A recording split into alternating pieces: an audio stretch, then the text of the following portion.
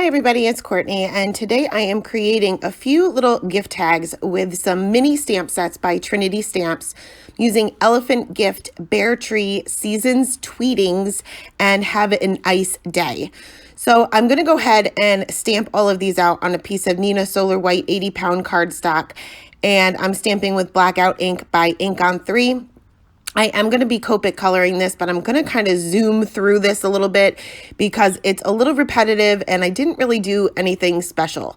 So for this elephant, I'm going right in with my C7, which is my scary dark color, and I'm just adding my shadows. You can see that I'm not using a whole lot of this color.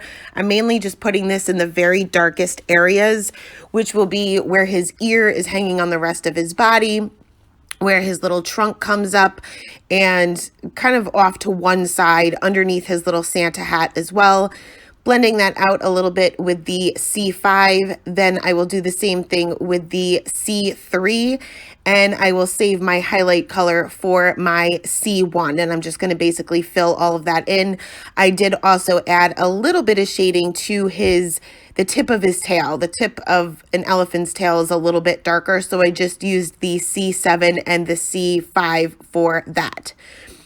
Now for his little patches, I'm going to be using some reds and greens, and I'm going to start off with my greens, and I'm going to go right in with my darkest color just because I don't want my colors to bleed, so I don't want to oversaturate the paper. So I'm basically just adding my shadows where my shadows were for the elephant itself. So wherever my darkest areas were for the elephant, that's where I'm putting my darkest shadows for the patches. And I'm using a four color blend here. Now I'm going to go in with my gold combination for the actual gift box, and that, I guess it's kind of like a scarf around his trunk. And I'm saving my reds for last. I always like to save my reds till last. But again, just going in with my darkest color first. I'm not really concentrating on the coloring being perfect. At this point, these are gift tags. But this is a great way to use up some mini stamp sets. And I know that the 30-day coloring challenge is going on right now. So if you just feel like sitting down and coloring, you can actually make something from what you're coloring. So going to go in with the reds next. Again, I'm going to go right in with my darkest color first. For this Santa hat, there's kind of some folds within the hat. So I'm using the lines within the stamp set or the stamp itself as my guide as to where to put those shadows. I'm kind of just putting a little flick where it's bent. And once everything is shaded in, you'll see that that adds a little extra shape to the object itself. For the bow on top of the gift, I'm just adding a little bit of shading where the ribbon would actually be bunched up, where it actually comes into a bow, I guess. So once my coloring was done for this little elephant, we're going to move on to the bear, and this is from Bear Tree because he's holding a little partridge in a bear tree. And I'm going to be using some E30 markers for the bear itself. And I'm going to start off with my lightest color for most of the area for the bear, which is the E31. And I'm just mapping out my darkest areas. I'm not worried about a light source here. These are just gift tags. So there's no scene involved or anything like that. So I'm pretty much just keeping a center highlight. So I'm adding some shading on either side of him, just keeping that center for the highlight. I am leaving his little nose area and his belly. I'm going to be using the same colors. Well, mainly the same colors. I'm going to be using E30s, but I'm going to step it down a little bit so that these areas will be a little bit lighter. But I am adding a shadow also where his little paws are holding the branches. They're kind of bent, so there would also be a shadow there. And where his feet come together, I'm also creating a shadow there as well. Now for his nose or snout or whatever you want to call it, as well as his belly, I'm just going to add a little bit of shading with the E33, the E31, and my lightest color for this area will be the E30. So it's a little bit lighter than the rest of his body. For the little branches that he's holding, I'm not going to use a whole lot of shading here. These are really teeny tiny. So I'm going to go in with my E59 and just add a little tiny bit of shading with just the tip of my marker. And then I'm going to blend that out with the E55. Now, normally these colors wouldn't blend very well together, but being I wanted to see some contrast and they're so tiny, I can kind of skip the E57, which would normally be the next in line after that E59. Going to use just two different colors for the leaves, just doing just a tiny bit of shading, like one little tiny flick in the center of each of those leaves. And for the bird, I'm going to bring back in some of my C markers and just add a tiny bit of shading to him. Now, I didn't use a stamp positioner when I stamped this, so his nose is not as dark as I would have liked it to be. So I'm just going to go in with my black Copic marker to fill that in solid. Next, we're moving on to the Seasons Tweetings stamp set here, and I'm going to do the same thing for this little branch as I did for the little branches that the bear were holding. Same color combination too, just adding a little bit of shading with that E59 and blending that out with the E57. Now, for the birds themselves, I obviously want these to be yellow. I want these to be little chicks, and they're all going to have the same color combination. So I'm going to do my shading with a orange marker or a YR marker, even though a majority of them are going to appear yellow. And I must have had something on the tip of that Y04, which is that lightest color I'm just mapping out my darkest areas with, because I kind of dragged that color on that one little chick, but it is what it is at this point. So I'm going to go in with my darkest color here, and you can see that this little middle chick here, I'm adding shading on either side, but I'm just leaving a little bit of a highlight from where that darkest area is to the black outline of the image itself. And this is just so that I don't have two of the darkest areas directly next to one another.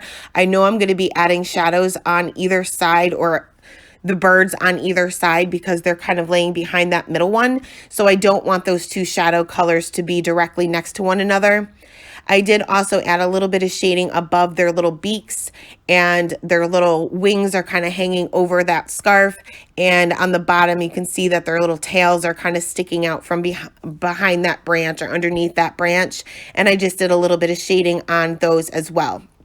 Now, for their beaks and for their little feet, I didn't do a whole lot of shading on this. I did use multiple colors, but I'm not worried about getting too much contrast because these are so tiny. I don't want to go out of the lines too much. I mean, I'm probably going to anyway, but I don't want to go out of the lines too much, or I don't want my colors to bleed, because once they bleed, they're just going to continue to bleed as I color over them. Now, for the scarf itself, I'm going to use some B markers, and I'm using more colors than I normally do, and I'm using colors that are closer in the spectrum than I usually do as well. But this is just because I don't want my colors to bleed. I don't want to have to go over the same area more than once to get my colors to blend, because their feet are tiny. And I don't want this really dark blue to get onto their feet, because I'll never be able to get them up. So I'm going to start with that scary dark color, that B18, and I'm just adding a little bit of shading on the top and the bottom, and where the scarf is kind of hanging down, I'm just adding a little shading to the right hand side, again, just so that my shadows aren't directly next to one another. Going to blend those out, extend those areas out with the B16, B14, B12, and then I'll finish off with a B00 for my highlight color. And again, you can see that I'm not really blending too much, and I did go directly in with that darkest color to minimize or kind of prevent bleeding. So for the little patch, as well as this little fringy area on the scarf, I'm just going to bring in a V marker, and I'm just going to color this in solid. I'm not doing any shading to that. So finally, we're going to move on to Have a Nice Day. And I want to color this polar bear as if he is white, but any white object, remember, still has shadows to it. So I'm going to use some C markers again. And this time my darkest color is going to be the C5, which is a pretty dark gray when you think about something being white, but you can see that I'm only using this very sparingly. I'm using just the tip of my marker. My marker is straight up and down when I'm adding this. I'm going to blend this out with the C3, the C1, and then the C00, which honestly, you could probably just use a colorless blender, and that way you'll get more seamless blend and you won't see where your C1 kind of ends and your white paper begins.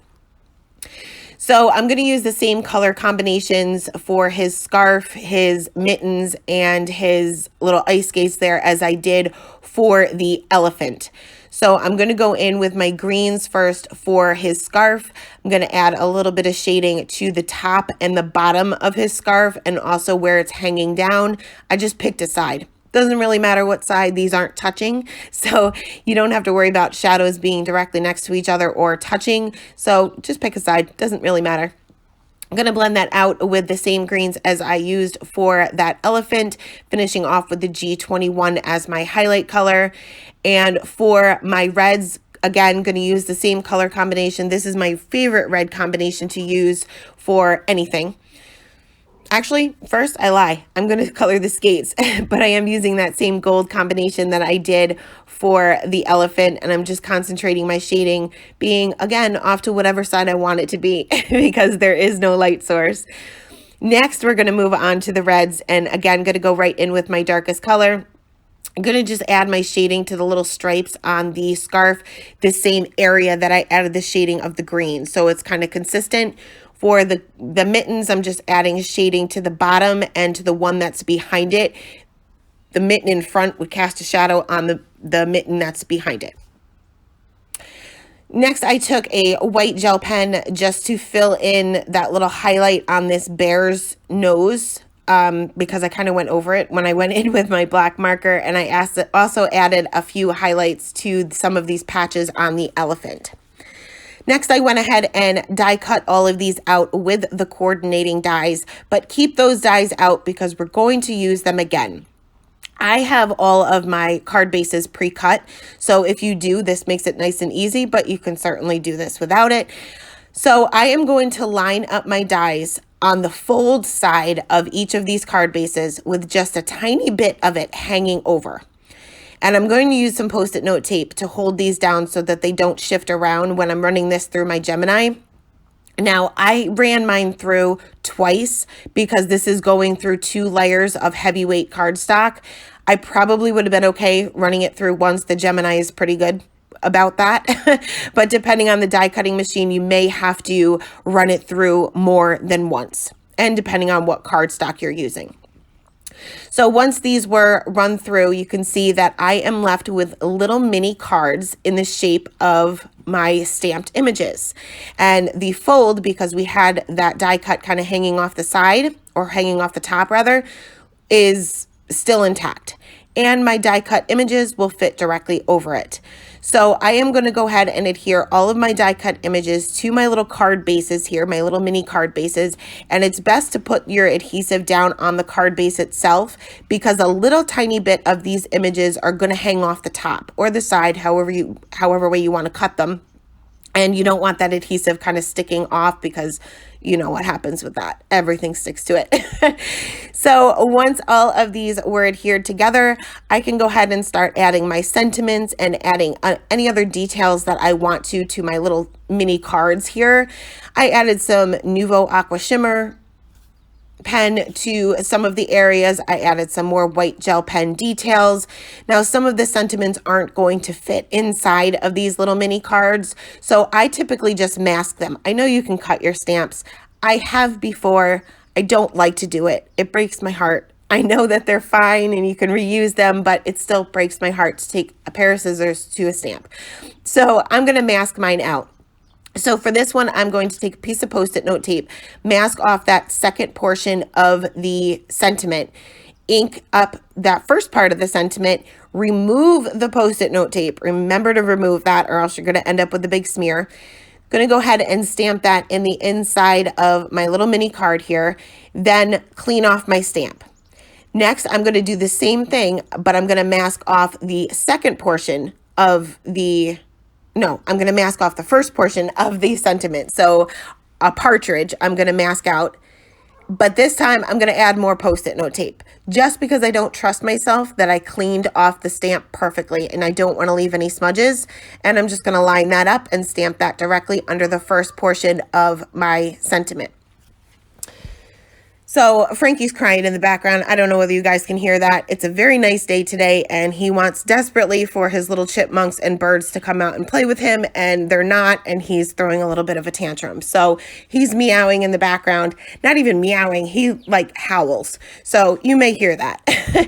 So I'm just finishing up all of these little mini cards here. Now you can certainly leave these as they are, or you can turn these into gift tags like I did. So all I did was poke a little hole through the top portion of my stamped image. So I'm not actually poking it through the card base itself. I'm poking it through that little bit of the stamped image that kind of hangs off the top. And you can use ribbon or baker's twine or any other twine that you want. And you can just tie these up and make these a little gift tag. So that is it for the tags, I guess you could say, today. As always, I will leave the supplies listed in the description box below. Thank you guys so much for stopping by, and have a great day. Bye.